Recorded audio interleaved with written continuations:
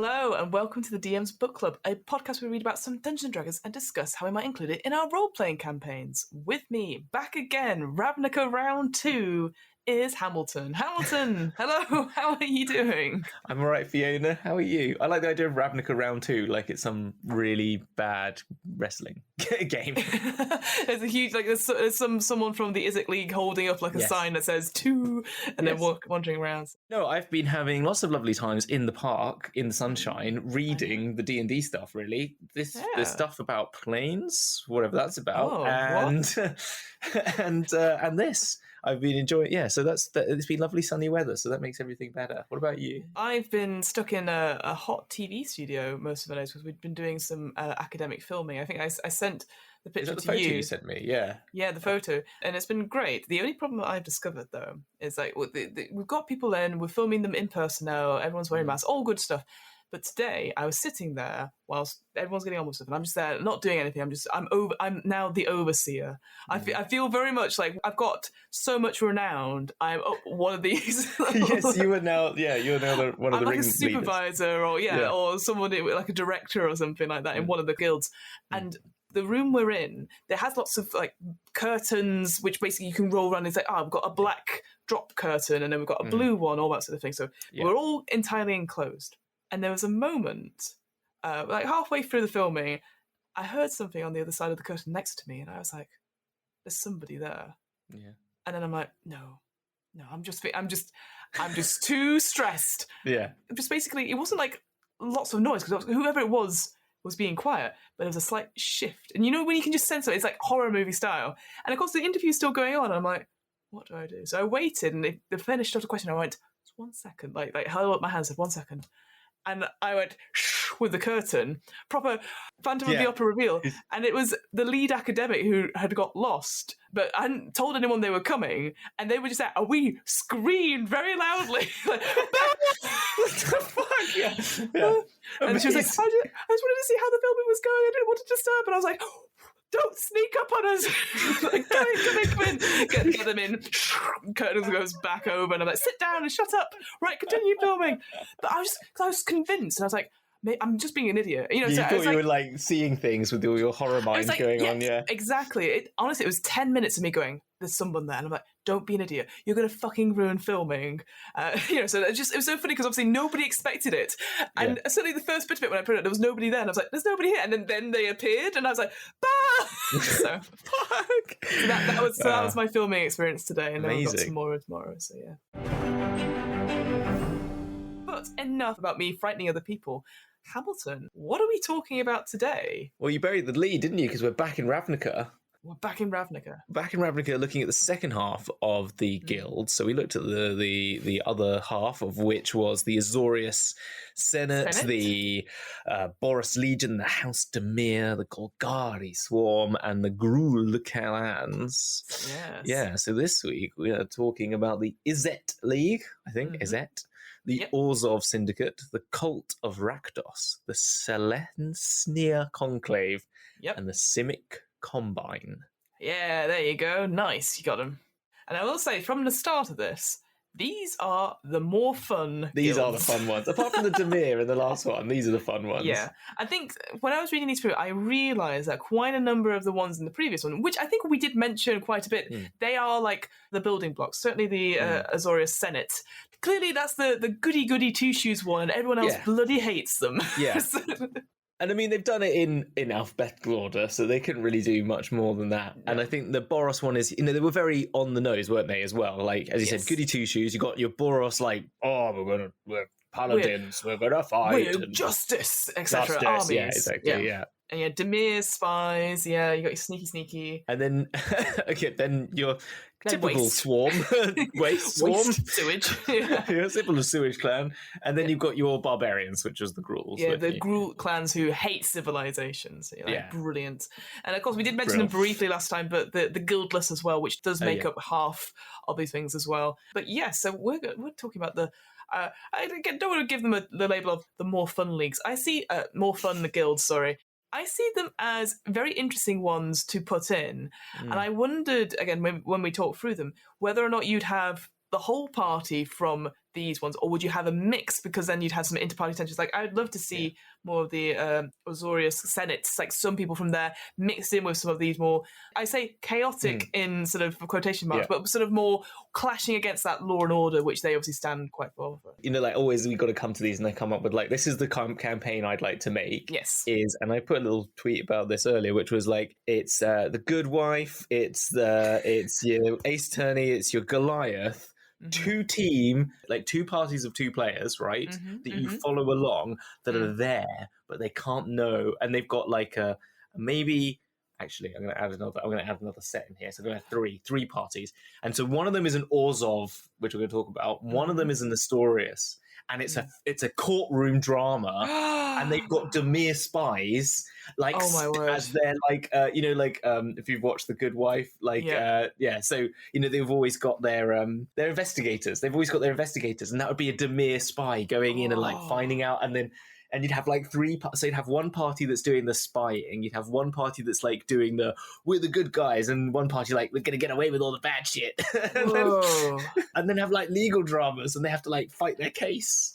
I did not think we'd be talking about D&D legal dramas today. That wasn't about Wizards of the Coast, but you know what? I'm here for it. Come on, right? I'd be so up for that. Again, something completely different. Again, as we sort of said, all Ravnica campaigns are not to do with like necessarily fighting monsters per se. It's usually tensions of power, political power, and the guilds. So yes, as we mentioned last time, but it's always good for the context, there are 10 guilds in Ravnica, and they all form part of this guild pact, which happened various millennia ago. It's now transformed into a living guild pact with this planeswalker who embodies it. But they take time off from Ravnica and go walk the plains and go do other important admin shit. And whilst this person is away, the tensions start to rise as they start to grab for power. Let's start at the beginning of the second part. Let's talk about the Izzet League. They are essentially one guild out of two, I would say, that are the scientist guild. Yeah. And they really sort of play on this idea of a mad scientist. Mage punk I've got written down here. Well, it's kind of punk, it's kind of futuristic as well, isn't it? They're making future-y stuff, aren't they? Like hypermana focusing lenses. The chaos, what they do, is just like a consequence of it. We talked in another episode about Spelljammer and the idea of the gnomes in Spelljammer, that they are building these huge, big ships, but they don't stop and they don't care if like they break the ship because they're doing it. It's a similar thing here, but in the sense of like they're constantly experimenting, constantly doing stuff, and it doesn't matter, but you need the results. And was it the best course of action is something that gives you an unknown consequence? Yeah, exactly. Such a cool idea. They gave that example that you sort of mentioned, this idea that first of all it's like a hypermana focusing lens, but then it's like, this is the result of it. It's a scram range teleporter, and then it's a universal refuse disintegrator, and then it's not because the result is different every single time. It's just a justification for it. It's making brilliant. For the sake of making to see what happens. And I must admit, I slowly went, this is where I live. I think this is actually where I live. This is where I live, because it's like, I want to make my Ace Attorney D&D game. Oh no, but there's going to be this now. And then the fact that one of the flaws is I can't make anything simple. It has to be complicated. And as someone who gets told off for too many hoops all the time, I felt right at home. you felt this character, and what they are responsible for in the world of Ravnica is civil engineering and magical developments. So again, you could really play into that idea of infrastructure, that they're trying to make something. And hey, you're talking about like courtroom dramas. I'm thinking of just getting grant fundings. Like, we've made this. What does it do? Don't know. Give us money. Exactly. No. And also it just makes it, because they make like the sewers and the roadways and stuff like that. And I just love this idea that it then just built this picture in my mind of what those streets would be like, because it would be like super complicated, like steel and magic sort of constructions in all these random shapes that then turns slowly halfway across the bridge, becomes like finer steel because they figured out a way to make it less, and then it gets like woven together with like this hybrid biology like that makes it like a web, and then like before they've got to the end of the bridge it's a completely different structure as when it started. And I just thought, imagine that sort of city, like the tower is like heavy set stone, it becomes finer and finer, but not because of like architectural order or something, it's just because they got better at what they were doing, or it had weird consequences as it went up. So I love it, kind of thing. I think that's great. So we've got the guild master is a dragon. So instantly I'm like, oh well, Hamilton will like this. Keeps ticking all my boxes, and it's got architects in it. So like, geez, like I'm there, right? Yeah, it's got architects. You've got this dragon who's like 15,000 years old. Yeah, only 15,000 years old. Nothing. Again, it's this idea that the dragon doesn't really do the day-to-day stuff. They're just sort of in and a bit. So you've got obviously a big sort of board of directors, the Ismundi, and then you also have a smaller sort of Ismagus, which sort of advises the dragon as well. And obviously we can come to this later, because again, you could get onto these boards if you get enough renown and stuff like that. So that's pretty cool. But what I did quite like with the Izzet League, it talks about how it's organised. I think all these guilds are sort of like, what's the hierarchy, what's the stuff like that. And I love the idea that it is just laboratories. And here is some examples. And it's like, you've got like the ones like, laboratory of alchemy, the orientation, which is supposed to do with teleportation, minography, which is a means of duplication and stuff like that. Yeah. So again, gives you that flavour. These are just a couple of examples, but you could really sort of like say to the players, what interests you about I like the plasma dermatology one. Yes. That's just like, that's a plastic surgery. That's a really fancy name for modern plastic surgery, plasma dermatology, but it's actually not what it's to do with, but it was kind of a great name. But you could really flavour it like that. Like I really liked the laboratory of arcane geometry and the laboratory of gravitational inversion. Like you could just, again, it's that sort of thing going, fancy words, what could it... Yeah. And again, it could be something where, again, depending on your player type, you're like, I want to be assigned to the wrong laboratory or something like that, and you get bumped around like an intern to different parts because you're trying to find your niche until you start your own laboratory about your own little thing, which you can do, which could be the laboratory of lost souls or something like that. I don't know. Ooh. No, absolutely, but that's it. Like, how do we the essence of ghosts and ghouls and stuff like that, and trapping? There's another party, isn't it? Like the party of like, you've all been like, you're the worst. You're like, you've been kicked out of every single laboratory, and then they've made this one laboratory called like the Laboratory of Extraordinary People, but actually it's just all the shit people left over from all the other laboratories. Laboratory of Extraordinary People is extraordinary. Yeah, exactly. And then your party is all these people that have just been like kicked out of all the other laboratories for like not doing it right or whatever that is. So the goals of this place, it is that scientific pursuits with a flaming passion, the search for knowledge, and this sort of almost insatiable. I can't even say that word. I'm so insatiable sort of hunger that you want more of it, which is all, I mean, it's a big sort of trope for the mad scientist thing that you want more, but here it's not power per se, you just want to know more. And I always think of it as like a dopamine hit. You felt like joy and excitement. It's like when you get a parcel or you get a new board game, and they say the happiest moment is when you tear off the stuff and you take it out, and that's it. So imagine just opening parcels for the rest of your life. That's what they're doing here. What a great way to live. But and it still has that sort of sense of mania and the expressions of creative energy. And I think here, this is the difference sort of it compared to the other guild, which we'll come on to about the science stuff. It's sort of energy. It's an elemental. It's sort of chemistry and physics, that sort of thing. It's like reactive stuff to that. So I thought that, again, like you said, it's perfect for artificers, but also, wizards, anything like that. It sort of talks about it like fighter, sorcerer, wizards. I think this came out before we had the artificer class for Eberron coming out. So, but obviously artificers. But definitely, it would be perfect. No, it's perfect for it. And it's just that, as you said, it's that ever innovative moment, like all the time. I think it sounds, and the wild magic origin is always what it says is like the sorcerer should definitely go for. So it's that, as you said, the unintended consequences. I always think of that wild magic tables and stuff, and I think you'd want to be playing around with that a lot as with what would be the occurrence of any of every time you do your experiments. If your DM and GM was really up for it, you would have you'd try and think of some really good ways that, like, when they tell you what experiment they're going to do, try and think of 10 ways that this could go completely wrong. Yes. And I think that would be a fun thing to make. I would love that, yeah. You might want to join the Izzet League if you've got one of the following reasons. So you like to make things happen and don't care about the consequences. Tick, that sounds good to me. No time for planning, just do it. And what's that famous quote? It's like, I don't know what the button does, but push it and find out. It's like famous last words, right? Yeah. Act now, plan dinner, as I said the other day. Yes, exactly. I love that quote. You're drawn to wild magic and dangerous explosions. Who isn't? You want to be oh my god, I cannot say my words tonight. Innovative? Oh god, you said it way too quick. Yeah, you want to be a genius. You want to be a creative genius, but you relish in the madcap hijinks of goblins. Again, I tick all those great things. Yeah, yeah, and it's great because we know a friend of the show, Crafty a Goblin, talks about this league a little bit, and we talked about it, and it's one of the leagues, and it's sort of before there'd been the rewrite of goblins in general and stuff like that. So they get a big prominent bit in this guild as it's something exciting for them, and it paints them in a very good light as well. So yeah, I quite like that as well. And I'm going to say this a few times when we talk about these leagues, and I can't remember. I think I did talk about them last time we talked about Ravnica, but there's a few bits of that Warhammer-esque 40k set feels like the orcs and goblins of Warhammer 40k.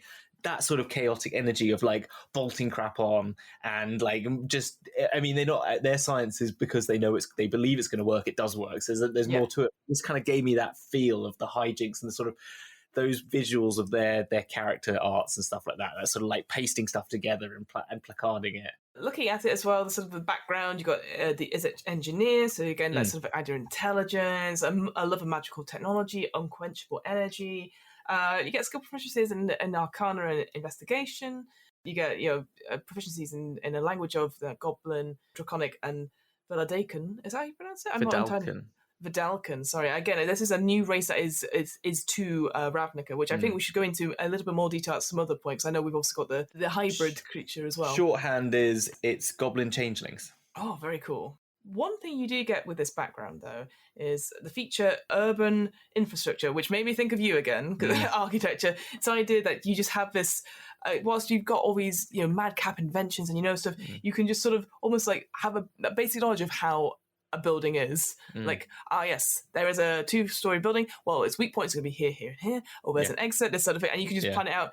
Whilst you don't know the actual layout of the building, you pretty much go, I know how to get the blueprint for that. I can have a good guess and stuff like that, which could be very useful if you're doing, I don't know, a bank heist, or if you're trying to rescue somebody, any of these things, and you're the demolitions expert. Again, I'm thinking now of like Hustle, where you have all the various people that do stuff, and you have I can't remember his name now, but the one that does all the little like inventions and stuff, and he brings out all the things, and he's always a builder, or he's always he gets Ash, he's called. He gets knocked down by the car and gets insurance money. That's a very UK reference, by the way, Hustle, but never mind. It's a great that is a long time ago that I watched Hustle as well, but it's Ocean's 11. There you go. There's a more recent one. Exactly, which is still not even that recent. But no, I know. Yeah. But I think the idea of knowing about like crawl spaces and knowing how you get in buildings, it did also just make me think of like, we want to build a new laboratory here. How can we blow up this building quicker? Well, this is how you do it. There, absolutely, there. Yeah. Totally use it for your own advantage. Like, exactly. Like, well, this is in the way, but luckily for you, I know how to do it. Have you got any permission to do it? No, we don't have time for permission. Who needs permission when you've got bombs? Science. Looking at the guild spells, so your spells as part of the Izzet Guild tend to be loud, flashy, or explosive. For example, if you open a portal of a rope trick spell, the portal might be outlined in harmless, showy sparkles. So again, jazz hands. I'm thinking like really shit science fair, like ta-da! As the volcano happens, erupts, and it just goes everywhere. As a result, I like that. Can I just say how much I always find the idea that they made rope trick the actual spell, I think is such a crazy thing. I think it's like it just shows that they were just being really silly with each other when they made up some of the spells for D&D. Because it's like, we're going to just make it a rope, and then you climb up the rope into a portal. Like done. Yeah, of course. Anyway. And then you get 2 things. Well, you get one new thing with them. They're known for having the Chaos Bolt spell, which is a favourite of theirs. I love this, yeah. It's a very interesting... I've never seen this before. Do you want to describe like what the spell does then, Hamilton? Because I think it's a very interesting one. It's an evocation spell that you basically... It's an undulating, warping mass of chaotic energy that you throw at someone. It does quite a bit of damage, 2d8 plus 1d6 damage on a hit. But then you roll for what the damage is. So you roll your type. And if you roll the same number on the 2d8s... Yeah. The chaotic energy leaps from a target to a different creature of your choice within 30 feet, and you make a new attack roll against it. So it gives you like snake eyes. Yeah, this chain reaction going through, and it could be different damage types every single time. So that is a lot of fun, a lot of chaotic stuff. Again, for me, maybe it's like, there's a lot of rolling, but you know what? I think for this, it makes total sense because you're like, fun, consequences. Like, yeah, exactly. And if you and it's not going to happen that often, but if it does, and we've all played Monopoly and rolled 3 double sixes, and we've been like in a row, and you're like, no, back to jail. So it's going to happen. It is true. It's true. Yeah. And if you cast it at a higher level, you just get an extra D6 at the end for the damage type as well. And it's just. I just think it's just super fun, that one, and it just really embodies the Izzet League. The other thing I'd say as well, which is sort of mentioned here, and it sort of comes back later on, as the Misium apparatus, which is what they basically is like their arcane focus, but it's like this wondrous thing that they can make. You can roll to charge a spell off, and it could be any one of the D6s, depending on what it is, but it could also fail. And it's just, again, I like that it's like a prototype, like you've got it like a gauntlet of an army, like it's not working, or you're in a suit or anything like that. But again, very unique to that guild. No, 100%. When you did that, remind me of the Fallout, what's it called? Something Boy. The Pip Boy. Exactly, Something you can easily flavour some, as long as you can roll some d6s and determine what random spell you're going to just shoot off. I think they're a lot of fun, and just the energy that you could think in a game that you'd be playing would just be. I think it's definitely one that you've got to at least engage with in Ravnica. You know what I mean? And you will, but at least once, because you'll be like, oh god, we've got to go pick up our thing from the Izzet Guild, and you just go, and there's just there's a door with like whizzes and bangs and stuff, and like just a moment. When we got to the personality traits, I said it did feel like it was starting to personally attack me with there. So like it's a hard time staying focused on.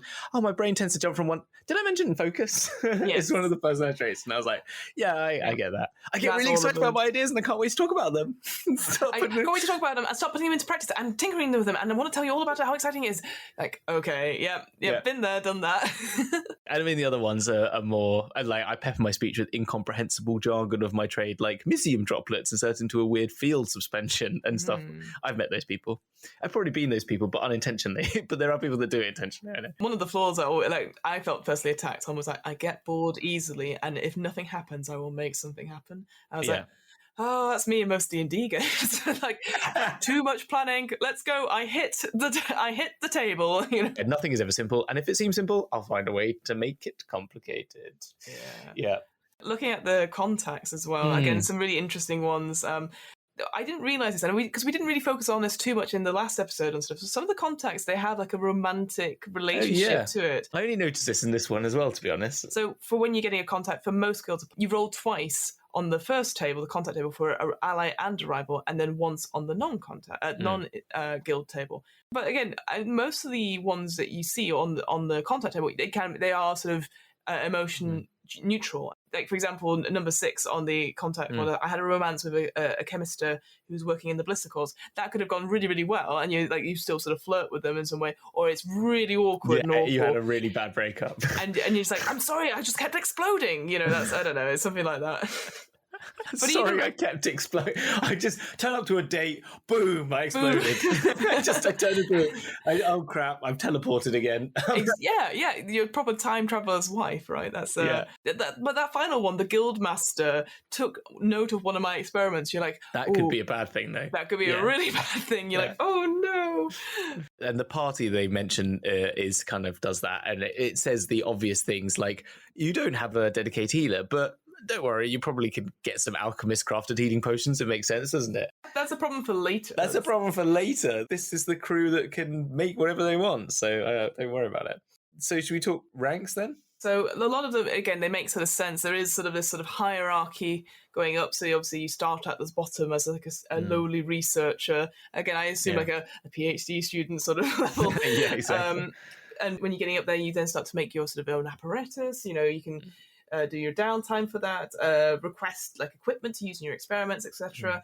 Then you go up to the role of supervisor, independent researcher, which is a specialist role. So again, if you didn't want to necessarily be a part of you could work with your DM to create your own personal laboratory. What I quite liked it with this, where was it? It's in one of them, I think maybe it was that first one, the researcher. That was it. In the researcher, it's a rank 1. You can secure the aid of 1d4 barely competent attendants to assist you. I know, yeah. And I'm just like I don't know, man. It stopped exploding. I'm thinking of? All the scientists in Half-Life. Do you know the little ones that are really crap and they're just all having the tea in the tea break when you're walking through and they're all talking to you? They go, hello, garden. And they're all like, that's who I've got. Those, you know, the bald guy, he's got the hair on the side. Yeah. That's who I was just imagining is like, hello, Gordon. We're here. We're barely competent. Anyway. That's great. And then they do get up to being competent. Yeah, they do. No, exactly. Yeah. Ranks 3 and 4, the director, so you go onto that board of the Ismundi, and then the advisor going on to the Magnus. Sorry. But what I did like, and it's the same for most of the guilds as well. So obviously here it talks about the Izzet League being, well, mostly spellcasters or obviously artificers, now that artificers is a class, but they also have roles for those people who aren't necessarily magically enabled. So you have something like Scorchbringer, who are like they're designed to protect laboratories from, I assume, other guilds and not from the people themselves. I'm doing the hands gesture. Maybe. So again, I love the idea that you get this sort of like because in artificers they get very intensely jealous of other people as one of the things. So you could easily have a rival and they constantly like, oh, I see your experiment didn't work. So you have to hire Scorchbringers who have these basically flamethrowers. I have the feeling though the Scorchbringers are sometimes brought in when there's a the experiment's gone wrong. Bring the Scorchbringers in, burn it down, and they just come in and just destroy everything you've done because it's like gone way out of hand. But yeah, just sort of rounding off it, it's interesting, I think, because obviously chaos is unintended. It's not like they're not driven by chaos. Chaos happens to them. But as a result, it looks like they get this sort of reputation. The Izzet League gets this reputation for unprovoked aggression because they are sort of spurred on to create more things. And so people are like, oh, what are you doing? Why are you building weapons? We're not building weapons. We are... Well, I mean, it looks weapony, but honestly, it's totally... I mean, we don't know what it does, but we'll find out when we go to the street. They are also building weapons because Izzet is saying that for some reason they need to build lots of weapons. So a lot of stuff is weapon focused, but I thought it was worth mentioning as well, which is kind of interesting. There seems to be a little bit of like, they've left a little clue and something for people to play with there with Niv Mizzet, having this sort of... He has these visions and ideas of what's going to happen in the future, and they need weapons.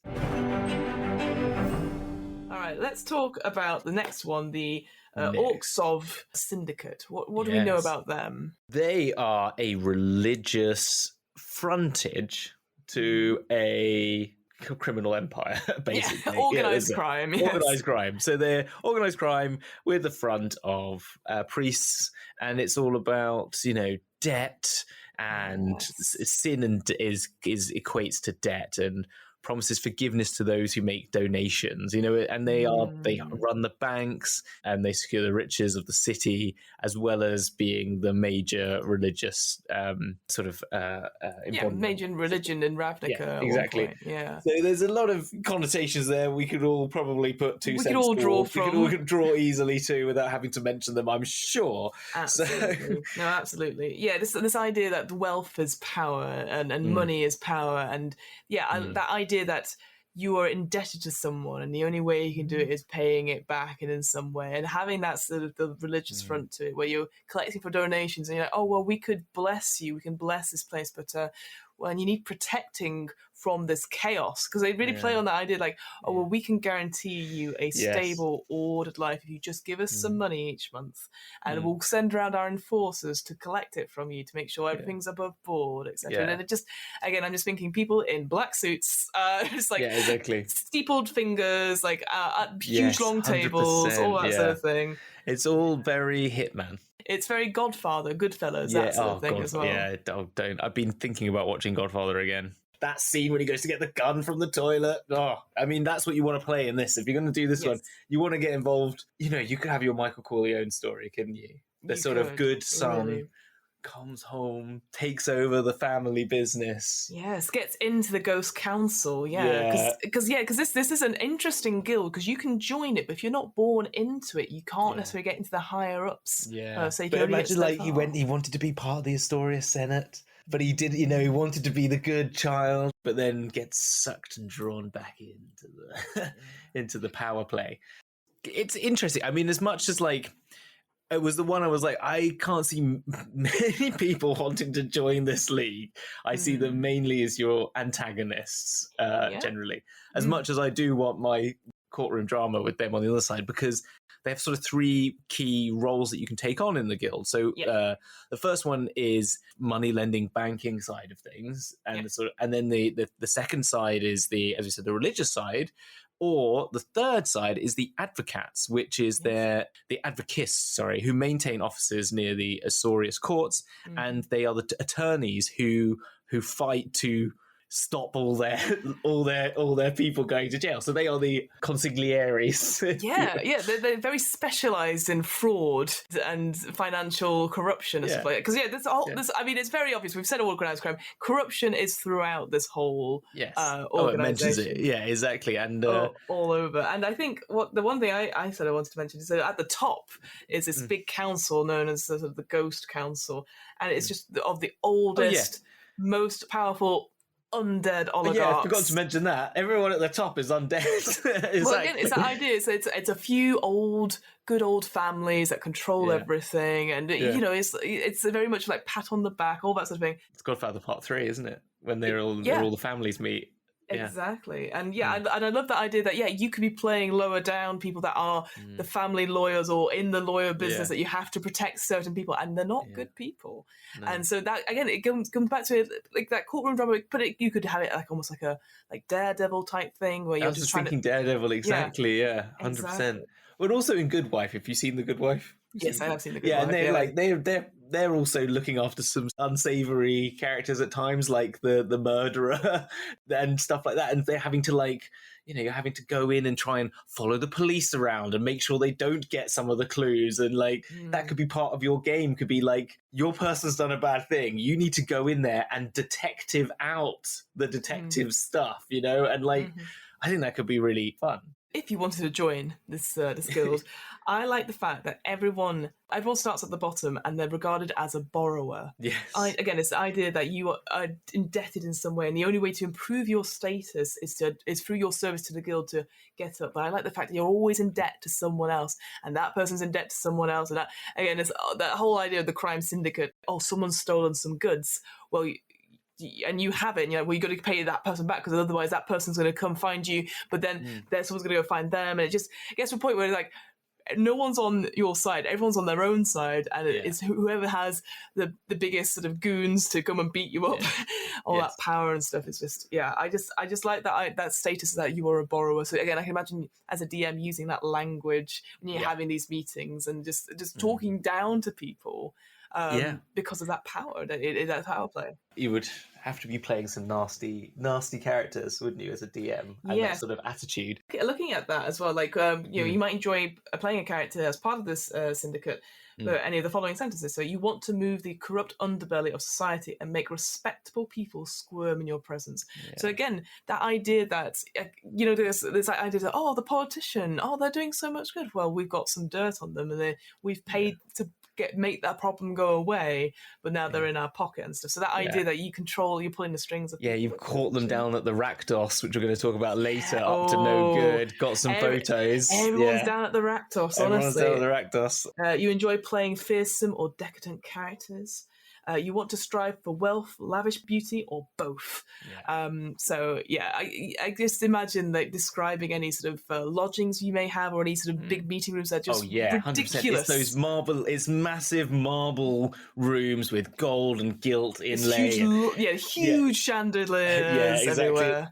Big curtains that like droop down and everything. It's just going to be and there's a beautiful piece of art with the lady sort of with her hand down and a priestly figure putting his head to her hand. Yes. And it's all just so and she's holding a goblet of wine at the same time. Yeah, a goblet of wine that's just spilling over a little bit. Exactly. It's just decadent. It's all full decadence, isn't it? Yeah. Oh, capitalism is the worst. I'll say that now.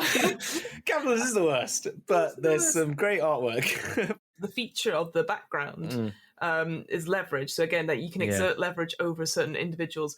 You can decide how reasonable your demands are, but obviously the further up you go. A lot of entrapment and a lot of blackmail, basically. Yes, exactly. It's gonna, Which it's one of those things where, again, maybe talking to your players beforehand to see, like, are people okay with that sort of thing? If you're going to be playing this, you've got to have a big conversation if you're going to be doing it. I think this is something, for me, I think more people should be either the whole party is a part of this, like this, or none of them are. Just because if you have one person just toddling off and then being horrible to the DM, and then comes back and is all nice and smiles. But I mean, obviously, he gives the example that you could be a patron of something. So maybe you're like, like if you again, we talked about Rakdos, which I know we'll come into a second. But the idea that there's definitely one that was a contact saying, you've got someone in the Orzhov's guild that is a patron of the arts and will come and see your shows and stuff like that. Exactly.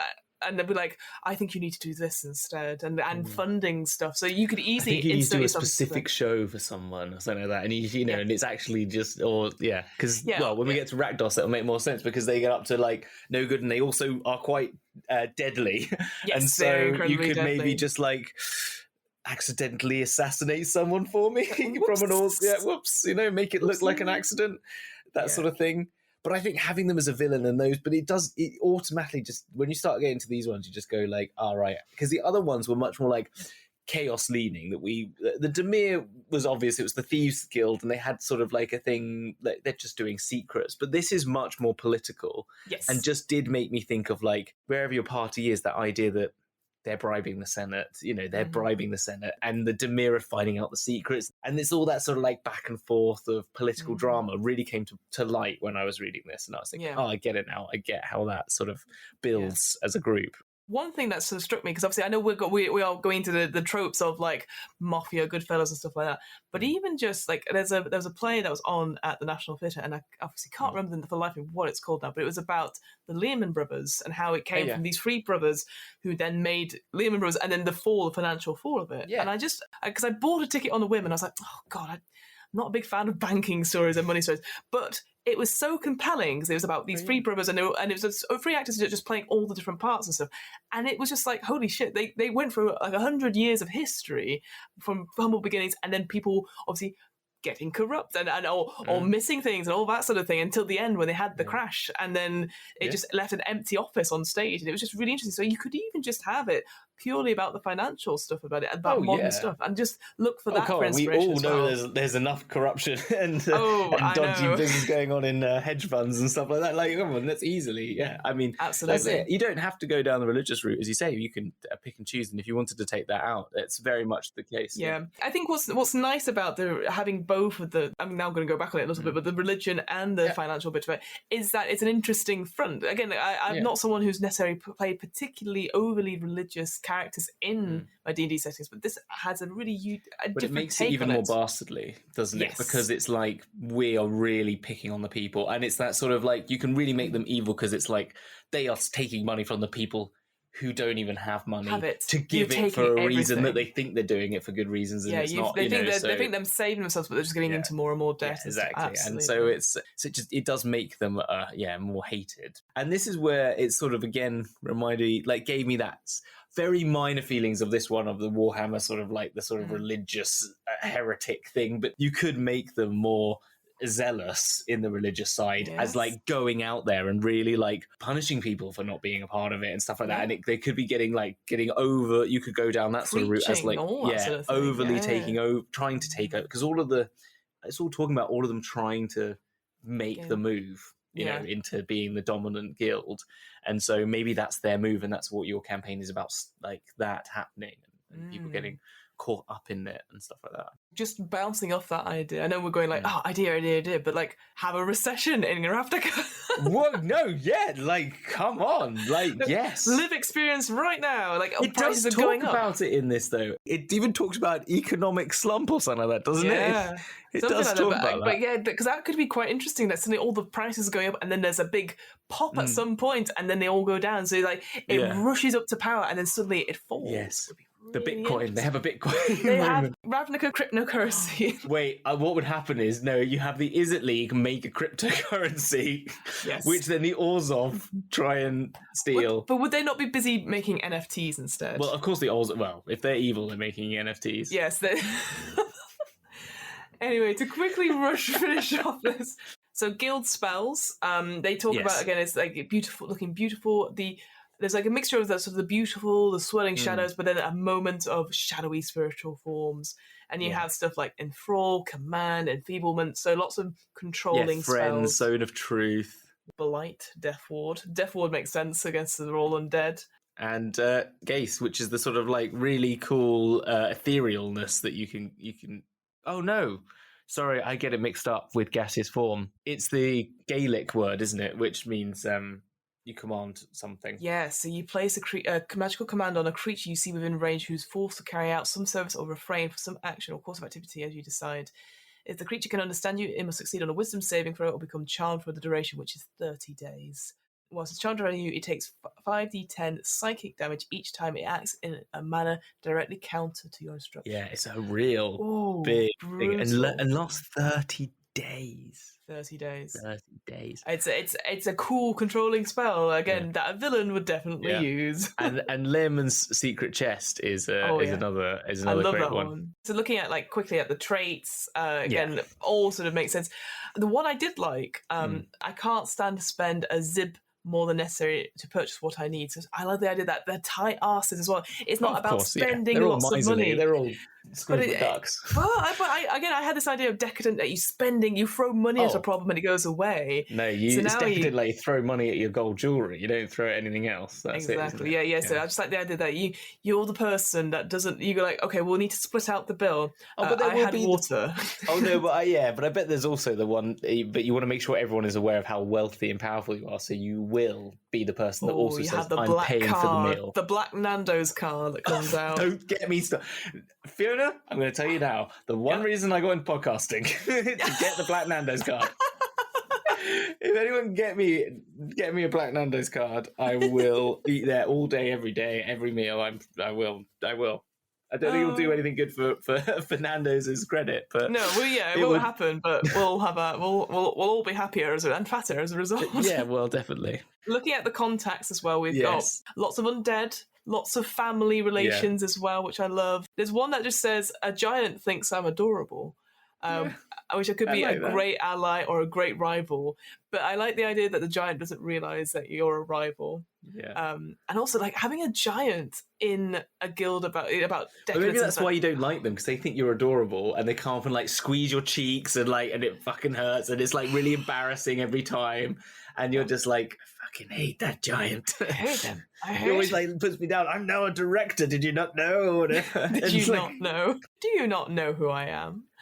You're going to definitely say that when you're one of these characters. Oh, 1,000. You have to say that every time you go into a building or any every session you play, you have to say it at least once. And just the thing to note about the ranks as well. So you get Syndic, there's Knight, there's Ministriant, I think that's how you pronounce it. Yeah, I think that Ministrant. And then you get Pontiff as well. So again, these sort of various ranks that you get through more and more service to it. Interestingly enough, the final two, you get given a thrall in some way. They're really interesting creatures. They're sort of like constructs, but they look like gargoyles. So certainly there's one that's a winged one, and it's almost got a gold-plated, almost like plate for a head, and gnarled teeth with gold on it and stuff like that. So they're little creatures, little constructs that you would go and do your bidding and stuff. So again, the idea of getting servants to go do stuff and everything like that. Worth noting that they're called constructs, but they do look animalistic as well. They're not like constructs in the sort of Warforged sense, I think, as well. Absolutely. Highlight. The thing quickly to note about them is that they have a reaction called self-sacrifice.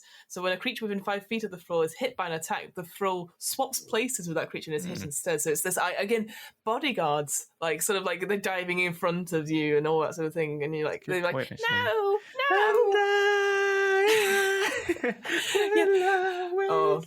I can't do that. You know what? Maybe we've been watching The Bodyguard wrong this whole time. It's all about... She was an Orzhov. Yeah, she was an Orzhov all this time. The Syndicate itself, obviously, it's built on exploitation, extortion, so it can't really rely on other guilds to come for its time of need. Doesn't need to, though. Doesn't need to, but it appreciates guilds who promote order and stability. So, again, maybe it's a bit maybe would side with the Boros, with the Selenia and the Azorus Senate as well, if it needed to. I think that's it. They'd be using everyone and they'd be getting them in their debt. That's it. So everyone's an opportunity for putting in debt, really, isn't it? And that's it. I'd see that as you're not really friends with any of them, but they're all... apart from I can imagine, though, the only one would be the Golgari the Gruul, who don't have any, like, they wouldn't care about debt. Do you know what I mean? They won't believe in it. What? Yeah, that'd be quite interesting. They'd just be like, what are you gonna do? You're gonna fight all of us? Like, literally? I think you'll find, because that's the interesting thing. As soon as you don't accept that as a form of power, then they have no power over you, exactly. Right? Yeah. Should we go on to the chaotic fun one? Yeah. Yeah, why not? Back to chaos. Here we are. Chaos. Let's go. So, the Cult of Rakdos. Where they all look like they're either Hela or Maleficent, basically. Imagine, if you would, the film The Greatest Showman. I'm there, Fiona. I've got Hugh Jackman. He's singing. You've got Hugh Jackman being J.D. Bartman or whatever he's called. Yeah. Imagine that, but in very, very tight, spiky clothing, and they're shouting, blood, blood, blood, and they're covered in stuff. They're torturing people, and it's all fabric on a Friday night. Yes. Not that I've ever been there, but yes, that UK reference of fabric. I'm an old woman. You were young once. I was never part of the Cult of Rakdos in fabric in that nightclub in London. Fiona, I feel like we need to get you into fabric at some point. You need to at least go there at least once in your lifetime. I feel like that's a really unwanted episode of DM's book club where I'm just miserable in a corner. Just for people at home who don't know, it's an underground club in Farringdon, which was very cool about 10 years ago, more than it is now. I think it's still cool. It's still cool. I'm just not cool. But essentially, the Cult of Rakdos, they put on shows to show how irrelevant everything is. Everything dies. Everything's meaningless. So why not live in the moment? Why not have this sort of hedonistic go for it? It doesn't matter. So they have this sort of like do what they want, but as a result of this sort of philosophy, all of their performance art has a mean streak to it. Like it's the sort of stuff where you go. I can imagine it being like it's a comedy show where if you get insulted, it's not just like your ego is insulted or your reputation is insulted, but you probably get insulted like physically, physically attacked. You get assaulted, not just insulted. Well, so far so good. You're missing one of the key critical elements, which I don't know if you're just about to get to, but is that what you're about to get to? No, tell me what it is, because I probably wasn't. It's run by a demon lord. Yes. Sorry, Forgot to mention that. It's run by Rakdos, the demon, who's at the original guild pact. So yes, it's considered this necessary evil, because most people, whilst they won't admit to it per se, they actually secretly enjoy it. It's this idea of guilty pleasures and stuff. Yeah, but. Yeah, going back to that original guild pact, they decided that we must give something so that people, these demons, the impulses of demons, fiends, humans, this idea, channel it in a direction. So they gave it to Rakdos to build the Cult of Rakdos and stuff. And so basically just built it in his own image. Tended to fill roles concerning entertainment, mining, and manual labour.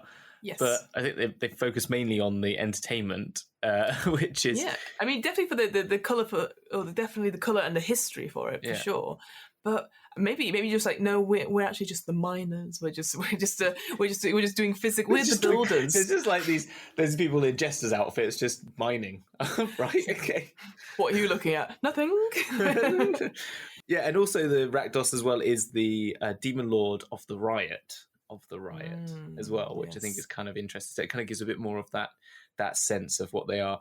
And again, the Warhammer I'm going to bring in again on this is the Drukhari, who are the Dark Elves, if you want. Like that's what they were used to be called. And then so they have the Eldar and the Drukhari. And the Drukhari, they have jesters. They have a jester, and they're all about hedonism, and they've totally been corrupted by this one of the demons in the Warhammer ones. I don't think it's Nurgle. I can't remember which one it is off the top of my head. But anyway, my point is Ganache. That's something completely different. Ganache that's something you put on a cake, but it's also exactly. But they have an art, a set of models that you can get, which are all like in jesters' outfits, and they're all very jestery, and there's a very similar art style. It's just reminding me very much of them. So again, it just lots of little vibes of Warhammer just coming through. Well, and to jump on that reference fest in a way, so I've been reading the Rivers of London books by Ben Arovich, and in the first book, slight spoiler, but they talk about this riot, the spirit of Mr. Punch. And if you've watched any Punch and Judy or know the story of Punch and Judy, he's not a nice guy. Nope. But he's this idea of this, he is the spirit of rebellion and like, haha, you can't control me, I'm Mr. Punch. This idea that you sort of bring that sort of in, that spirit of rebellion into like rowdy mobs. You can think of like anytime you've been to see a sports thing at a bar or a pub, and everyone gets very excited and rowdy because obviously their team's winning or losing, and it's just like you mentioned the Fratellis the other day. You know, making me think of the Fratellis the other day, which I didn't think we needed to keep giving them money, but like. But inside the cult, as we sort of mentioned it, there's a demon, Rakdos. I predict a riot. That was a similar time, wasn't it? Oh yeah, you get the Chiefs. Yes, the Kaiser Chiefs. Yes. Oh. I predict a riot. Anyway, sorry, it's all very lad culture. It is. Well, that I think that's a good thing to pull on, really. But it feels a bit punky as well. It feels a bit more like they're a bit like your 70s punks as well. That's true. That's another thing to pull on as well. Sort of Clash and stuff. Yes, it's like this. It talks about it. There's a phrase here that uses like it's destructive entertainment. So yeah, it's almost anarchic in nature because it sets up stages like in street side alleys, that sort of thing. Maybe even very fringe theatre. Yeah, no, it is very fringe theatre, isn't it? Yeah. And I think to the extreme. You've just made me think of a really bad like way to get them like in debt. So I remember reading a story that Pete Townsend used to break his guitar to every set for a long time. And in The Who, and they weren't making enough money to pay for his guitar, so they got into they lost so much. It like was using most of the band's money to tell him to stop breaking guitars and having other guitars brought on that were shitter and cheaper so that he could break it at the end.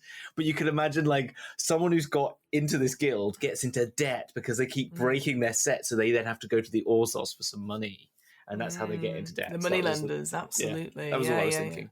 You might enjoy playing a Rakdos character if one of the following statements is true about you. You enjoy mayhem. You like playing showy, dramatic characters who are often the centre of attention. I've never done that, Fiona. No. Not something I've ever done. Nope, don't know what that's about. You're drawn to bards or warlocks. That sounds a bit like a Fiona. That sounds like a Fiona special, absolutely. You find the idea of finding a heroic way to participate in a demon cult sounds fun, like a fun challenge. It does sound like a fun challenge, to be honest. Yeah. Like you're trying to make the best of a bad lot. Like maybe you are like, I just want to. Maybe I will get picked for that Broadway show, but I have to do these little rubbish shows. Is this a Hollywood? Is this an analogy for Hollywood that actually at the end of it is you're all the demon of fame or whatever? I like that as a story. That sounds good. Joining the cult itself, because basically the Cult of Rakdos, it attracts misfits and malcontents, which again I love that sort of like phrasing of that. Yeah, and it talks about, and I have seen this on a stream as well, that there is like almost like a roving circus, like it's been going around, and every night there's like pop-up tents and stuff like that. Yeah. But you must earn your place to be on the stage. And so going through the ranks and stuff like that means you're a backstage person, you're an extra, and then you make your way up to being like a star performer or even a ringmaster, and you get ridiculous titles going up as well. And so becoming a part of the Cult of Rakdos as a whole party, because then you could be like, we are all a band, we are all a troupe of performers. Someone is the face of the party, possibly the bard being the master of ceremonies or the mistress of ceremonies, and then everyone else can have an axe. They could be the fighters and barbarians. They could be strong people, and it just fits so well, this idea of performance. It doesn't matter what class per se. I think that could be really like a druid could be the person with the snake, all that sort of thing. Yeah, why not? That's that one deal. I can talk to animals. No, the snake's what brings people. Okay. The monk is the person is the contortionist that puts themselves into jars. That's your Cirque du Soleil thing, isn't it? Yeah. And to be honest, it's very Cirque du Soleil, this whole thing, isn't it? You know what? That could be it. That if you didn't want to play too much into like, the demon cult of him, you're like, well, we're actually Cirque du Soleil. We're just making our time to putting out a new show, getting feelers out, but we have to do it with these guidelines. We must do a sacrifice at the end. To be honest, the problem is, it's like SAG-AFTRA. You've got to be part of the Actors Guild, and the only way to be part of the Actors Guild is to be part of this Demon Lords cult. Oh, no, it's just part... unionising. I said we should sign up to Equity, but no. And spend money on the guitars. Yeah, exactly. They gave you examples of what kind of professions you could have if you didn't want to go for like something like I guess something based in the world of Ravnica. So you got stuff like spike wheeled acrobatics, lampooners, fire jugglers, puppeteers, pain artists, noise musicians, and hellbeast riders and uncagers. So again, I love that idea. I'm like pain artist sounds like something that shouldn't be on display. That's Hellraiser, right? Isn't it? It totally is. We will tear your soul apart. Yay! Yeah. Clap hands. So their feature, the background feature for the Rakdos cultist, is fearsome reputation. And I think this is, again, really interesting one. Because we've talked a lot about the law stuff and like bribery and corruption and leverage, all that sort of thing, and obviously experiments with the Izzet League. Here, people recognize you from your reputation, but they don't want to draw your attention or ridicule, because obviously the whole point of you is like making fun of those in power and then making those who aren't in power, the silliness, powerful and that sort of thing, so that you will get away with minor criminal offences such as paying for your food at a restaurant. Like, no, I'm not going to pay. And they're like, okay, like, great. Or breaking down a door, or as long as there's no legal authorities witnessing the crime. So the Azori Senate maybe would be like, what's going on here? Or the Boros League going like, stop that. But everyone else is just turns a blind eye to you. Which I think that's a really cool idea, to be honest. I think I think all of these ones, they've really thought about very particularities to their guilds in all the sort of thing. Like the last one having the sort of ability to sort of pressure and leverage people, I think is great. And this one is equally fun. I also love the names of the ranks in this. I know.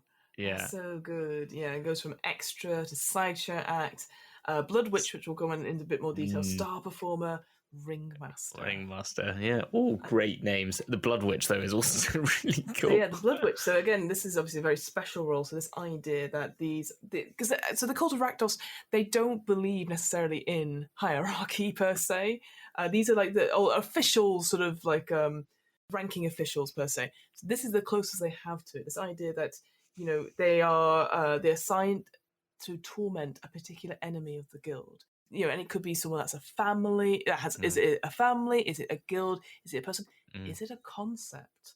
They love their titles. They love their names. So again, a great one to talk about it. So like, if you wanted to, just in general, so it'd be like the disintegrator of law and order who undermines all efforts to uphold the law. Yeah. So that could be anything, and that can affect so many guilds. Quite cool. I think the Blood Witch Disintegrator of Law and Order sounds like a freaking cool title, right? I think so too. Yeah. I guess the only thing I'd say with this is that with the Cult of Rakdos, it's chaotic. It could easily be, I think, unless again and I know we say this every time, but if having that conversation with your friends, saying like, the players saying, look, this is a very like gun ho, demons, sacrifice. Hooray! Anything goes, that sort of thing. Let's talk about it. Anyway, again, it's just something I would prefer everyone to be a part of the Cult of Rakdos as the party rather than just one person. Because otherwise, that person's going to be constantly undermining the other. Maybe not, I will say. But it just feels like this is the thing that seems to happen a lot, really. I think it feels like most of these, you kind of need to pick a side and as a party stick with it in some respects. I think you could always have a Demir because they're a spy, so that kind of works, and that could be exposed spy, as in you're using them, and like the party know that they're a spy, or the party don't know a spy, and that's kind of fun, and everyone's up for that. But I think other than that, it feels very difficult to manage when they have very opposing sort of like beliefs and sort of ways forward. Yeah, you can't imagine like any of the law ones, like the Azora Senate or the Boros League being in a party with, unless they've been forced together for some reason. Well, that's it. And I think, but then as you said, that's going to might be very difficult. And I think it could be quite difficult, certainly as a if you're first time dealer. Because again, we said this before. Like the reason why we split this into 2 episodes is that there is so much between them. And whilst the last episode, I think we struggled a little bit because we're like, there's nothing really grabbing us. Here, we're like, these guilds are really interesting, but it's only because they really work. With the other ones, so that's exactly it. They comparison need and contrast. Well, as I was going to say about the planes. We've been looking at planes in some ways, and there's a similar sort of things with planes, isn't there? Really, in D&D, with that idea that there are some that are there because they are a necessity of the order of things, and they only work well because they bounce the more fun ones, so the ones that bounce off them sometimes. So I agree. I think seeing then, and to come back to this at the end of the Cult of Rakdos, I can imagine it being fun in small doses. But again, I bet you could have a whole campaign of it. But I think you just have to have that talk with your players, make sure that everyone's on the same page, and then if they're like, "Oh, we want to get out of here," you're like, "Great." House Demir has given you a calling card. So then, next one then, Yes. Fiona, what's the next one? So we have the Celestia Conclave. Very interesting, again, to compare it to stuff like the Gruul clans and the Golgari swarm. Here now it's like everything is natural. This nature and civilization live together as peaceful, and they coexist peacefully, and the guilds can do that too. Their whole aim really is peace. That's what they want for the whole of Ravnica, but it's not a foregone conclusion. There's this, they want to have this order in this chaotic sort of way, but in order to do that, you must agree with them. Yes, that's the thing. It's like we want peace, but we want everyone to join us in that peace. It has to be by being on our side. Yeah, exactly. And so it's a very naturalistic. It's trees essentially. It's very hippie. It's very hippie, very It's it's commune. That's literally the best way to think about it. It is communes around trees. Each one of these communes, they're sort of led by a dryad. Yeah, or these even cooler dryads, the Voders, aren't they? A Voder is just what is like a dryad who's just the leader of that community. That's it. And then there's the Guildmaster, which is a series of dryads that have all put their life energy together, and their leader, the original Guild Pack leader, Matt Celestia, which is the World Soul. So the World Soul, 3 dryads fused together with the World Soul into a single being to embody the will of it. It's interesting because I guess because people are like, like you said, there's hippie, communes, nature, that's good. I instantly go, cult. No, exactly. It's definitely, considering how we just talked about a cult of demonic sort of thing. This one is like, well, again, very similar because everyone has to think the same as them. Here is their agenda to get across. It's a good agenda. In a sense, they think it's good. It's peaceful. There are a lot of cults. Yeah, they think they're right. But it's this idea that it's for the greater good, for the good of the people, all that sort of thing. But what's interesting about it, I think the key point about them is that they're very aware of the other guilds being very chaos heavy, conflict happening, and they don't like that. So the way they're getting around it is by just having the biggest guild. That's it. Yeah, and they just more people join. So it's like their original mission was to sort of involve conservation and charity, all good things, but its focus has long been expanding its community, in which all the members are catered for and nature is preserved in harmony with civilization. For my seedlings to survive, we must grow an army capable of overwhelming such ambitions. You know what? It feels very much like an Apple presentation or a Tesla presentation where certain CEOs talk about stuff and like, we need to be as one. And so I can imagine it being a proper tech presentation, but about naturalistic and trees and environment. And there's your Orzhov though as well. But you could also talk about climate change, anything like that, and just be well, it's for the good of everyone, and we know what's for the best for everyone because most people have joined us. So So looking at Selenia Conclave characters, so you might enjoy playing them if one of the following statements is true. You like the idea of being part of a huge, peaceful community. So again, could be quite good, especially if you have ties to family, that could be quite good. You like playing druids, rangers, or spiritual monks. Again, that could be quite good. You can have almost like a Doctor Strange type thing there, I guess, if you're having that sort of... the ancient one and stuff like that. The ancient ones, So again, that could be quite good because they have a different agenda, perhaps, and it's not being shown through. You believe in victory through respectful teamwork. Overwhelming numbers in both. Respectful teamwork, yes. Overwhelming numbers is that's where it changes, isn't it? Just in case, yes. And finally, you want a spiritual connection to something bigger than just your character.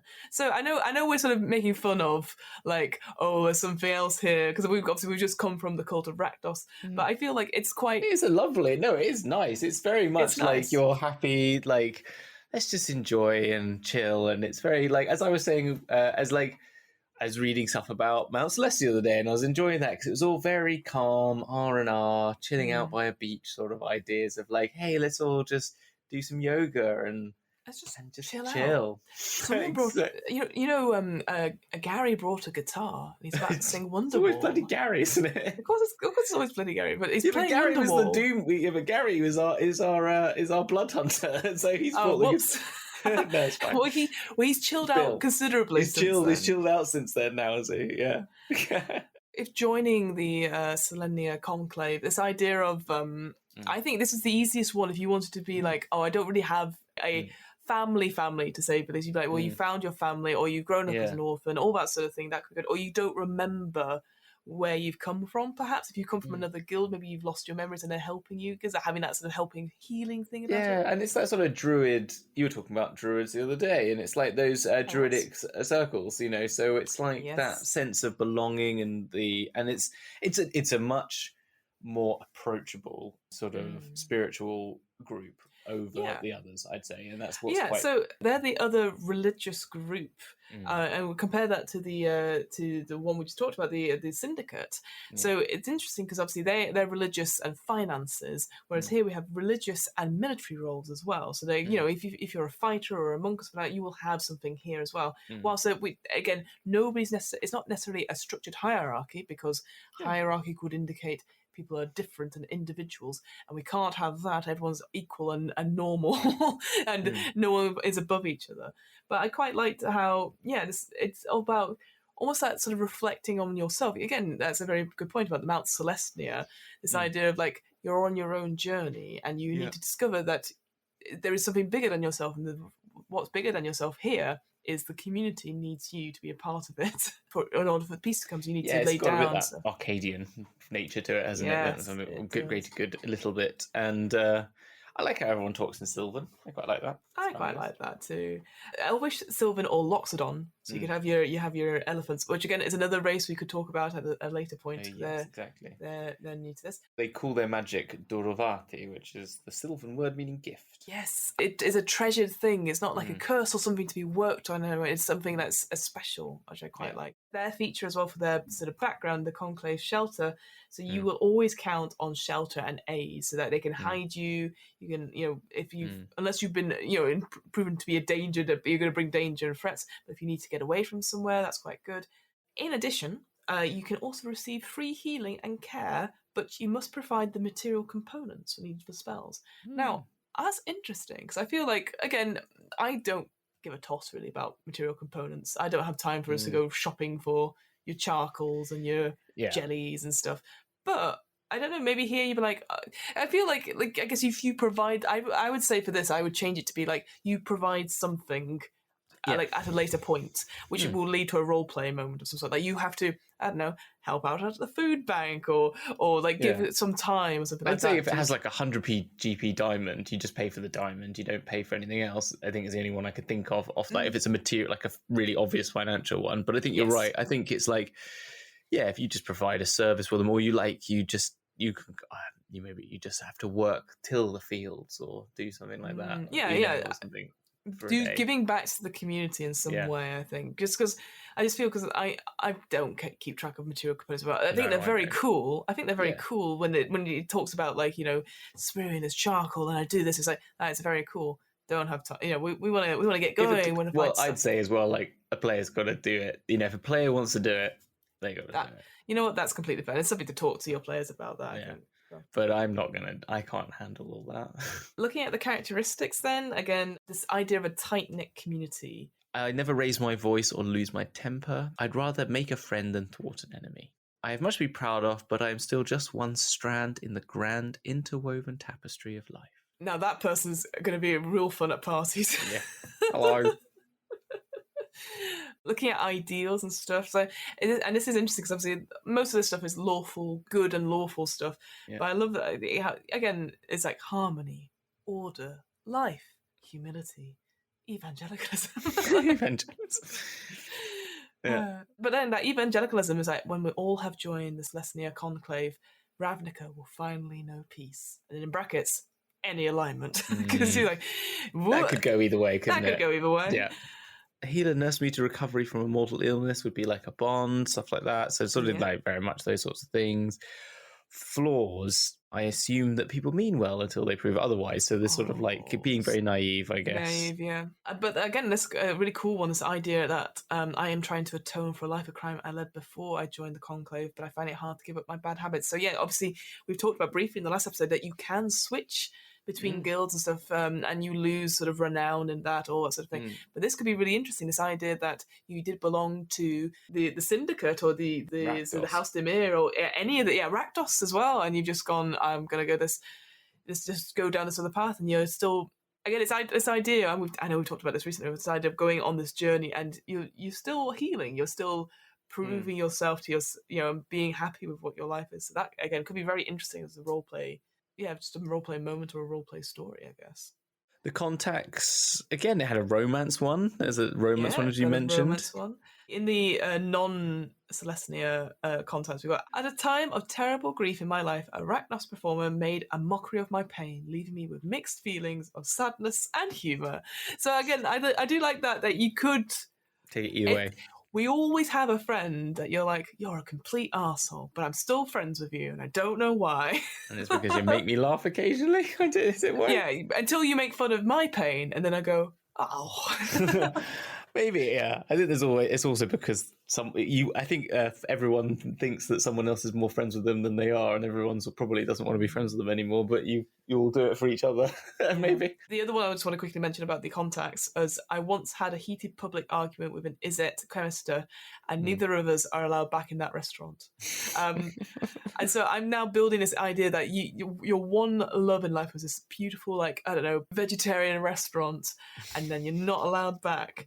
And you're like, because you're on the wall, and it's like, no, I'm not associated with them. I've come. No, you're barred. Yeah. This one has loads of different roles and ranks. It does. Loads of special roles. Loads of special roles. Yeah. Again, it's the idea that this community, there's always a space for someone. And again, it ties into that sort of religious and militaristic one as well. Yeah. So there is one that has I think it's Equinauts. I think that's a pronounced way. You just ride Pegasi and serve as warriors and scouts. And what you gain for that? Oh, you get a Pegasi. And you're like, well, that's great. That's what I was kind of thinking, like, yeah. Great, I get a flying horse, I get a mount, and I can just go around my little conclaves. That's great. We mentioned this the other day. Have you ever had a mount in any of your games? No. Neither have I. Never come across I joked about it once because I was a paladin. And I had... I can't remember what the feature's called now, but I made a joke that I had like a little entourage and stuff like that, and then it turned out I did actually have it in the feature. So then I just was like, well, I now have a horse, but I was making it up at the time rather than like I think you'll find I gain a horse. I didn't like. Yeah.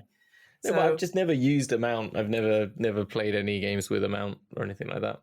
Yeah. It sounds like a lot of it. Unless you're like, oh, we're going somewhere, let me hire a horse. Yeah. Because the insurance for horses is really expensive. Is that horse roadworthy? You tax that horse. You're like, yeah. It said, these shoes are duds. No, I got just replace them. Yeah, I just got to replace them. You need shoes and pads. What? And pads? The suspension's all over the place. I love it. To finish off Selenia, what's interesting about this is that they see everyone as a potential ally. Yeah. Every guild, compared to the other ones. But as soon as another guild reveals themselves to be hostile, then all cards are off the table. And it's hostile not only to the Conclave and violence in general, but to the world soul as well, which I thought was really interesting. And that makes sense. It fits with the concept. Again, D&D coming up with good concepts and sticking with it. Really, I actually quite like that one. I think it was, again, because I'm coming around to the idea of like druids, and I know there are more to druids than nature. If you listen to a previous episode, don't worry, I've got the rogue lined up as well. Don't you put it? All right. Hamilton, do me the pleasure of introducing the last guild. Yes. What is this last guild? Well, what is this last class? It is the Simic Combine. Now, this is, I think, the most unique, I'd say, because they are another scientific guild. Yes. I'm going to read the beginning. So the secrets are revealed in the laboratories of the Simic, and their research notes plumb and catalogue nature's wonders. Their original mission was to oversee issues of public health, but they came to believe in that complete health of individual society as a whole depends on the mutual adaptation of nature and civilization to one another. Thus, biological experimentation has always been among its primary concerns. So they have seen a need to grow a utopia, and that utopia comes from biological experimentation and hybridism, and and it's sort of those sort of, what's it called, biophilia, I guess, is it, and sort of and there's a lot of architecture that there's a biophilic architecture which is all built like a Calatrava. People will know. I think he did them famously. What's that art gallery on the water that has the wings that open up? That one, I think it's Minneapolis Art Gallery. Google that. Okay, we'll do.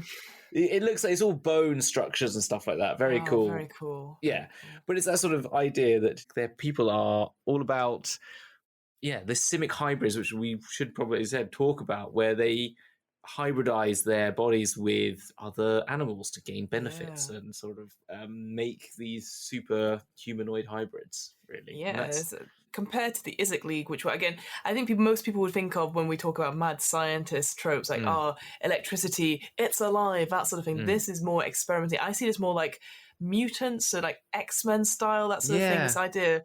I see this as more white labs and, like, do you know what I mean? Like, the much more clinical, and it's all nip-tuck. Yeah, nip-tuck. I was thinking like Stranger Things. It's Stranger about Things, it's about harnessing supernatural powers, but not through the elements, but through other biological means. So this is like your biological mad scientist. Yeah. We're going to take chlorophyll and put it into humans. And I think compared to the chaotic sort of way, even though they will not say it's chaotic, the Izzet League is. Here it feels a little bit more like, well, we want to reshape it. We've got an idea of what we want to do. We want to try it. And they're fascinating. I want to continue more. And it feels more delicate, more reserved, mostly because they're not doing it like willy-nilly, so to speak. Sometimes they're just doing it to themselves. They're creating these things. Like, again, there's some beautiful imageries of like people with like almost like jellyfish sort of tentacles coming out, the skin changing colours, and biomancers and terraformers is what I was reading here. Like, but they've got a very interesting sort of like homeland, I guess is the word for it. Like, the only other one I could think that similarly, like, Gruul find the pockets of wilderness that are left and live there, and then the Golgari live in these sewer underworlds. Yes. Whilst the others really have their own, they're all basically in the cities, if you know what I mean. Like, they have their own houses, like they have the trees, if you're part of the conclave. Conclave. Whilst, that's true as well. The conclave, the trees that they live around, but these have things called zonots, which are vast sinkholes, and they pierce layer upon layer of crumbled cities. That idea of the layers of cities of generations that go down to ancient, long forgotten ocean waters. And they have their own culture and ecosystem that has a speaker that is the leader of all of these, and then there's a prime speaker who serves as the guild master. Because the original founder it says no one knows except for the first or family name was Simic, and that was it. But they know nothing else about them, which is great. I love that as a sort of like a story hook. But I think it's kind of, it's interesting. So this idea that you'd find there's this place in one of the districts where you'd find this huge chamber at the edge of, below the street that then just disappears down into these, like troglodyte homes that they have, like into the walls, or like, or I think of Star Wars, Coruscant, another Star Wars reference, because that's what Troglodyte, they filmed in the Troglodytes, didn't they? But that sort of hive world as well, where it's just like, but down into the underground, and these layers, like layer 1313 or whatever it is, or something like that. You just keep going down as far as it would go up. I think what's cool about it, because again, it doesn't really give too much in the sense of like what kind of ecosystem, what kind of culture. I think it gives a lot of flavour that it could be anything. And it talks, when I talked about the experimentation stuff, obviously it suggests ideas of like, like jellyfish, any sort of creatures. It usually seems to be underwater or oceanic sort of creatures. So I can imagine like if you're doing like almost like an anglerfish, perhaps, so everyone has those sort of horrible little lights above themselves, but it's a reading light, so you can do your reading at night. But it's just an interesting concept which I hadn't considered, and it maybe fits in very well to that custom lineage stuff that people are talking about as well. If you wanted to, maybe if you did, like, don't want to do the hybrid, for example, for whatever, I guess, so we'll come on to it a little bit because it is kind of tied into this sort of thing, but you could do that in terms of the custom lineage. What I will say is that the Simic Combine, what I do quite like about it is that it has this philosophy of the two principles, which we've come across a little bit before. Like, not only like Strixhaven, when they do their sort of schools, they have two opposing principles, etc. But also, I'd say, in a way, perhaps like the factions as well of Sigil, like there's always a philosophy in some way. And whilst the other ones, there's like, oh well, money is power, etc. Here you have two principles, which sort of like, one is like, we need to promote nature, and the other one says we need to perfect nature. This idea of sort of hold fast and upwelling. That's it. Yeah, it's the sort of sense that the natural order of evolution will allow evolution, as in evolution will occur naturally to affect with to the experiences around it. So, like it says that the sponges and kelps will anchor themselves to the floor so they don't become adrift. However, they can then, with that knowledge, means that they can adapt the situation so that the adaptations are beneficial to perfection of nature, so that, so it's like genetic modification. We understand evolution, so in order to do GM foods, we use those principles that we know to perfect, or like even just plants, like with flowers and grafting and stuff like that. You graft most roses are grafted nowadays because they're so weak. They have to be grafted onto a wild rose a wild rose base in order for a rose to actually grow like the beautiful roses we have. So that's why you always, if you buy a rose like plant, you'll find that it's actually, you'll notice the graft that's been put onto a much more gnarly, knotted object below, because the roots are all from a wild rose, which won't create any beautiful flowers. That's kind of that is such a cool, cool fact I didn't know, but also I can imagine if you were describing someone who just found out that they're part of this combine, and you explain them, well, you see, you're like a rose that I've put onto a shitter rose. Yeah, exactly. And how that sort of thing. And yeah, it has, again, almost like an internal conflict as well. You've got the utopians versus the adaptationists. And again, it suggests that if your party or one of your party is a part of it, you're more likely to be about the adaptationist because you're willing for change, or you're moving, you're doing something to move that forward. But again, it's like almost like this internal conflict within the guild itself, as well as comparing the outside to it. So I just thought those cool layers that you could do on that was pretty nifty, I thought. And you can imagine their way of manipulating a situation, if it ever came down to it, would be if I wanted something, would be about manipulating a situation, and it would be about positioning, creating one of them would be about letting it just lie and hoping that it works itself out, and others would be all about like, well, if we say this thing right now, that will make them think of that, which will then push these people in the right direction that we want them to go in, sort of thing. And I feel like that's how you'd have to try and think of how they play and act. That's sort of like, it'll be very subtle and about manipulating things and with very simple ways about pushing, pushing people in certain directions. And then, the final thing, I just want to talk about the history of it. It sort of mentions offhandedly this Guardian project. So these are the actual experimentation. So I kind of mentioned it a little bit before, this idea that you combined, it calls it stock, so human stock, elf stock, etc., and with the characteristics of like crabs, fish, jellyfish, and a variety of other animals to give them natural weapons and armor, so gills, venomous stings, etc. Yeah. So again, and later on it sort of talks about, it's like, well, was this something, if you're joining this combine, is this something that you volunteered to do? Or is this something that you were forced into? Maybe you were trying to repay your debts in some way, all that sort of thing. And again, an interesting sort of backstory, but was it just it's a medical trial and you're like, yes, I will do this, it seems fun, or something much darker, which I think could be really interesting. But if you might enjoy playing a character, if one of the following statements is true, you're drawn to the image of the mad scientist tinkering with the fundamental forces of life. You like playing curious wizards, druids, or mutants, prying into secrets and mysteries that inspires your curiosity. And finally, you want to make the world a better place through research. And as it says that with the joining it, and we mentioned it, there's sort of three major paths again. Like there is in a lot of these, they have more paths. You have the scientist one, which is the science-based. Obvious Guardian, which is about, you are involved as a test subject in the Guardian project, which is where you are basically being pushed as to be like muscle or a spy or an infiltrator, and you're being used to be an experiment to see if you can become better at those things as well with their magic. And then a deep stage, which is you're the ascetic, contemplative life, and you're meditating on the philosophical principles and figuring out sort of things, and deep stage describes short philosophical riddles bordering on paradoxes into shells, exoskeletons, and stones. So I can imagine them just being laying around in the place that you might find these little esoteric thought processes. Yeah. But what is upwelling? Yeah. How can Rick never give you up, but also disappoint you by never giving you up? But also never let you down. And never letting you down. And never coming around, etc. And hurting you.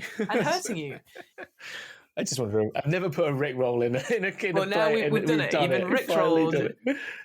But I think deep sages could be a really fun character to play as an NPC. Oh, yeah. So you just you have to take the deep sage somewhere. And wait a minute, though. One-on-one campaign, and you basically describe really crazy meditative trips. Yeah.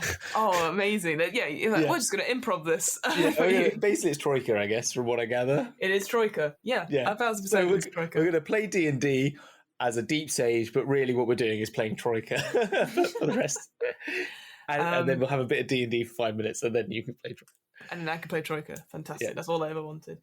Looking to the background, feature of researcher. So when you attempt to learn or recall a magical or science fact, that if you don't know that information, you know where and from whom you can obtain it. Doesn't mean you know it, but you know where you can go for it. So again, a really good thing to be like, I need to know like certain things. Well, I've got an idea it's going to be this place and stuff. And so I can imagine as a DM saying, where do you think this place would be? And letting the players describe it. And then you're like, cool. Yes, that's exactly where it is. But having your own little caveats on it. Because I definitely would, if the player was comfortable, like, giving that reins over to them and saying, yeah, you'd know where to get this sort of stuff. It's, it's like that. It's that Da Vinci Code, like, I need to get to the library sort of moment. But if you're able to describe it and maybe mention a couple of NPCs, you're like, excellent. So now you've set a couple of challenges because, maybe it's time-sensitive information. You need to get it ASAP before a deadline. The NPC that you need to speak to, they're in jail. They've got debts, etc. All that sort of thing that you could put up. They had too heady a night at the Rakdos, and then you need to, and they haven't woken up yet. And now they're nonsensical, and you have to sort them out. Yeah, I like the personality traits. I can't wait to see what I become next. Woohoo! Yay! That sounds fun, actually. There's one that says, I can't resist prying into anything forbidden, since it must be terribly interesting. That's what I was looking for. For that particular one, I imagine that character has to have a faux British accent. Like, it must be terribly interesting. So why else would it be locked up? Oh. And then you got like stuff like logic for ideals. So it's foolish to let emotions and principles interfere with the conclusions of logic. So again, could we feel very much like a Sherlock Holmes type of character, perhaps? But it's about experimentation. Obviously, I know there's like ideals to Frankenstein here and all that sort of thing as well. Just again, the idea that it's pure logic over emotion. And you're not getting carried away with the chaoticness of it all. I also like that I'm more interested in taking notes on monstrous anatomy than in fighting monsters. So in the middle of battle, you just realise you must make a DC, you must make an intelligence roll to stop going, oh, fuck. Shit, I'm meant to be fighting. It's like running at me whilst you're like sketching the sort of like anatomy. I'm so sorry. Look, it's going away. It's going away now. The iPad's going away. It's really interesting how it's biting your face off. just stay there and I'll just sketch it out. There. Could you hold that for a moment? I'm just interested in this new teeth that it's brought out. Oh, it's venom coming in there now, is it? Oh, wow. It's venom. Can I just take a sample of that? Could you just put your cheek a little bit to the left so you can like... Stop. Okay, that's a lot of blood. I've got it all over my... And then we lost another one. Yes. So looking at the rank and renown, so this again goes back to the sort of hierarchy stuff. One thing I did want to mention, so it goes from technician to researcher to project leader to clad leader. So obviously clads are sort of like parts of it, basically a bit like laboratories, but for Glade. I keep getting it wrong, Clade. Yeah. But they're a bit like laboratories that I had for the Izzet. But I wanted to mention, as a technician, so really early on, if you have any kind of pet, familiar, mount, or animal companion, you can add one random adaptation to it from the minor adaptations table. It's like the idea that you're constantly experimenting on something, and again, it could be seen as quite dark, I guess, like a feeling like Full Metal Alchemist style. You're like, it's not a great thing. There's definitely Full Metal Alchemist vibes in this, isn't there? Yeah, 100%. But it could be like, now Mittens has got the power of flight, and you see Mittens just flying around, like chasing after rats at an even bigger speed, you know? It's kind of cool, actually. I quite like that. And you can call on a Category 1 Crasis, which is like a medium monstrosity that is in deep sink holes that serve as laboratories and guild halls of the Civic Combine. The biomonsters employ a combination of magic and scientific method to create novel life forms. They coax new morphologies from existing creatures. If you look at the images, so you've got Category 1, Category 2, and Category 3, so medium, large, huge. And the images, again, we've always said this about D&D art, but obviously Ravnica, Magic the Gathering art. So these creatures, they're scary. They're big, they're horrible, and and you don't want to be fighting them. Lizardy thing, watery thing, crocodile. Yeah, so the battering Kratos is a fusion of a hammerhead shark and a powerfully built beast. There's a crocodile frog, a lizard drake. Yeah, and then you have the major adaptations table, minor adaptations table. So you can actually create them as well. Sorry, you've gone to the actual bestiary bit. Yes, I clicked through. Yeah. That's it. Yes. Yeah, they have these tables of like major and minor stuff, so you can make. I guess you get to a point where I look at my latest creation, and you roll on the table like, it has flight, but it also has a hypnotic display. Oh no! Oh yeah, they are quite cool. Oh my gosh, the category 3 one is freaky. Crocodile turtle crab is not something I thought I wanted to see. Yeah, and the shamble shark is a shark crab. And then a shark toe crab is a improved shamble shark that includes octopus elements as well. Rounding it off very quickly. So yeah, the Simic Combine, they have an affinity for guilds that care about forces of nature. So again, the Conclave, I guess like the Golgari swarm as well. Yeah, I think so too. There's just, again, that idea that they're just, they have that rapport. And they do have a rapport with this the other scientific guild, the Izzet League, but they're just a little bit different in the sense that they're different methods, different sort of specialist fields. And definitely in the contacts one, you can easily, there's definitely one that says, I have a friend that's at the other guild and we meet for lunch and discuss our findings and stuff, which again could be quite a cool role-playing moment. There are the 5 other guilds of Ravnica. We've almost done 2 hours of us talking about it. That's a lot, isn't it? That's a lot. I think it's because they've inspired us a lot more, and so a few of them have just made us think of things that we'd want to do with them.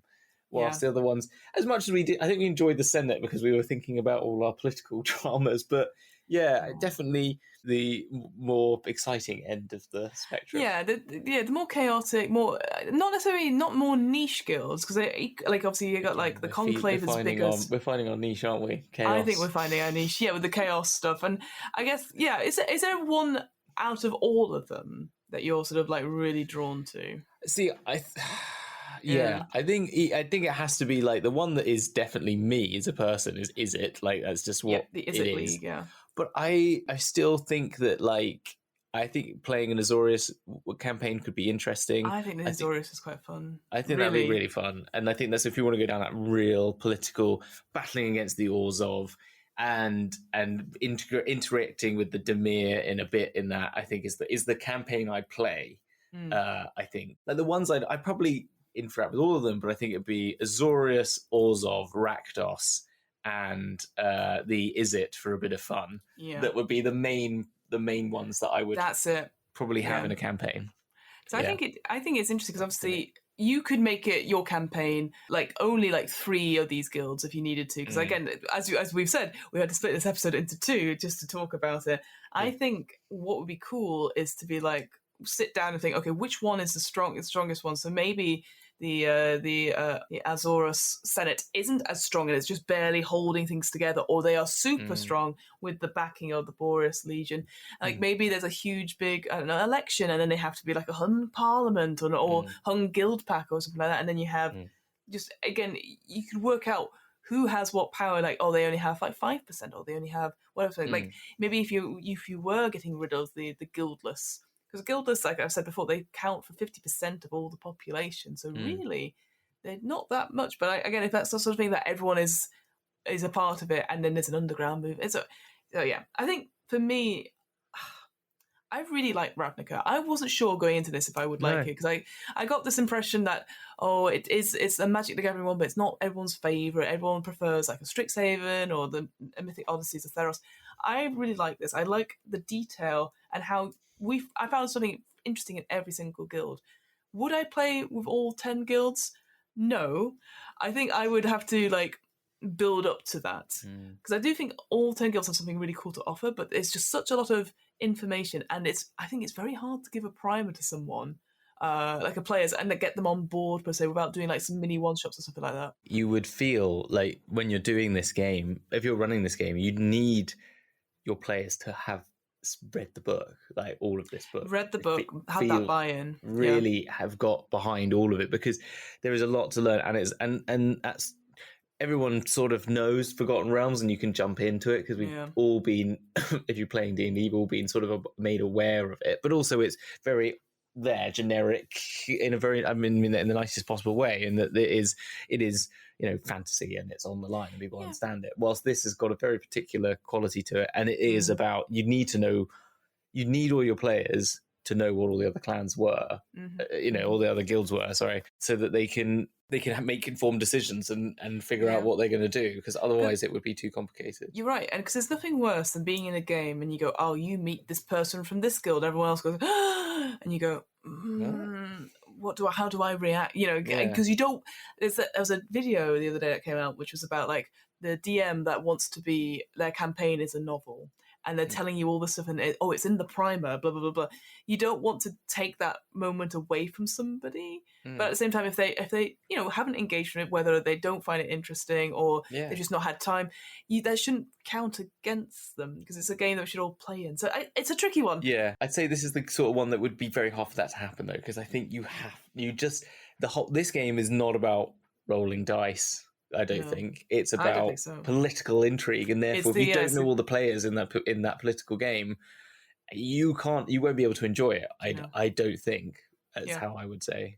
No, whilst other games, you don't have to know who the Harpers are if you're playing in the Forgotten Realms and Manor. You might the DM could just explain that to you there and then. But like Planescape, you would need to know. I think it's hard when you're in Planescape and you don't know all the factions. I guess because Ravnica is just one huge, massive city world, it is like, it's sprawling, so it's just part of it's embedded in the sort of the culture and all that sort of thing. So lots to think about. And it's not the last time we'll see Ravnica, for sure. I'm sure we'll be back looking at the 10th district and all that sort of thing as well. I think I'd be interested to delving more into it. And so would you go and play, like, honestly, would you play a campaign of this or not?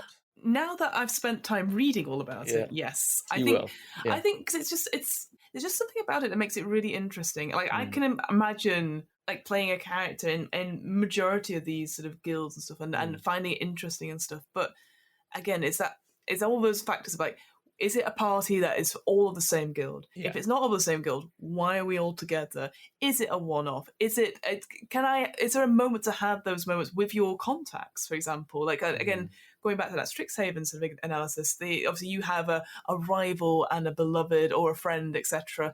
And they're very different, but I guess it's a bit more obvious and to interact with them because it's high school. Whereas here it's like in real life, say, oh, it's so and so from a different department, I have to be nice to them, and I don't know. You have to know what they do, I guess. I don't know. It's a little bit more to it, but overall I'd love to do it. I think we've gone round on it a few times. You would have to be in the same guild. I think that's the fundamental. I would say, like, unless I just think the campaign that you would have to make when they're from a different one is not Ravnica. Do you know what I mean? Because then you're just doing we're all having to band together to fight the world, and you're like, well, you could do that. You can do that in any campaign. I think this is really.